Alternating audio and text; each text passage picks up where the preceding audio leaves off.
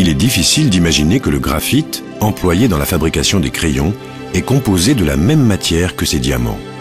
Le carbone revêt en effet plusieurs aspects et il est présent dans tous les organismes vivants. Lorsqu'un élément chimique, comme le carbone, existe sous différentes formes dans la nature, on parle d'allotropie.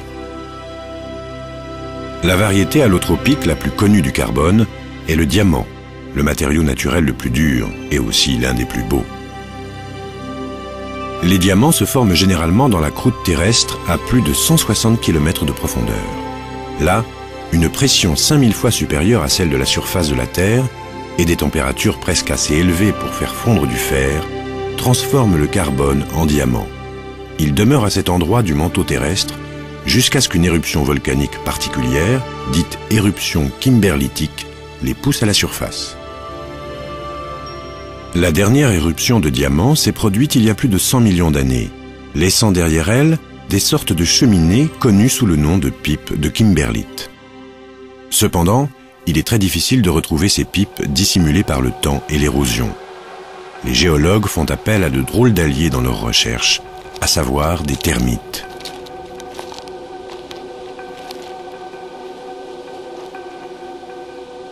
Au cours de l'édification de ces monticules impressionnants, les termites déterrent des roches et des minéraux susceptibles de révéler un gisement de diamants. L'analyse des roches constituant les termitières a notamment permis de découvrir dans les années 1960 l'une des plus riches pipes de kimberlite en Afrique.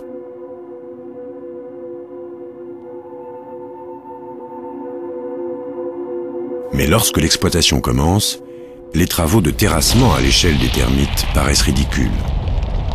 Il faut faire sauter, broyer et transformer 85 tonnes de roches pour produire une poignée de gemmes.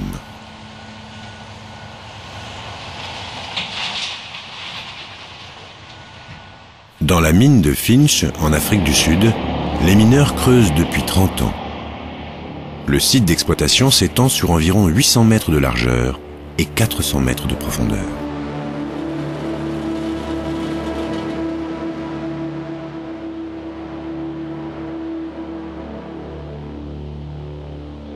Lorsque l'on taille un diamant et qu'on l'expose à la lumière du soleil, ses facettes décomposent la lumière et produisent des arcs-en-ciel.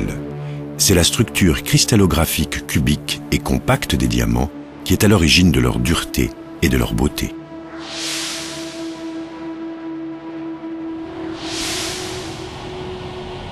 Chaque année, environ 3,5 millions de tonnes de roches sont broyées et extraites pour obtenir des quantités dérisoires de la forme allotropique du carbone la plus noble.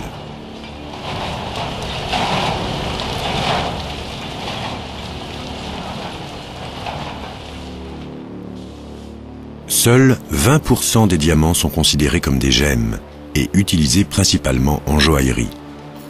En raison de la rareté et de la grande valeur des diamants naturels, des diamants synthétiques d'excellente qualité ont été produits pour des applications dans l'industrie et dans la recherche scientifique.